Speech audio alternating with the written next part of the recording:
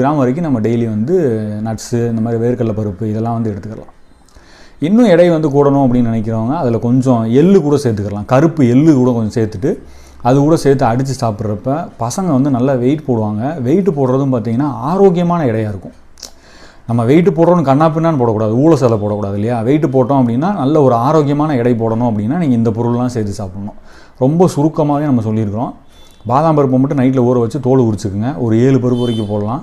பிஸ்தா பருப்பு, அதுக்கப்புறம் வந்து பிஸ்தா பருப்பு ஒரு 6-7 கூட போட்டுக்கலாம்.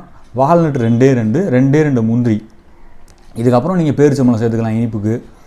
ஆப்பிள், இதெல்லாம் மிக்ஸ் பண்ணிங்கன்னா ஒரு சூப்பரான ஒரு ஆரோக்கியமானம் கிடைக்கும். குழந்தைகளுக்கு நல்லா சுறுசுறுப்பாக இருப்பாங்க. நல்லா போய் விளாண்டுட்டு வந்தாங்கனால அவங்களுக்கு ஒரு எனர்ஜி இருக்கும், டயர்டாக மாட்டாங்க.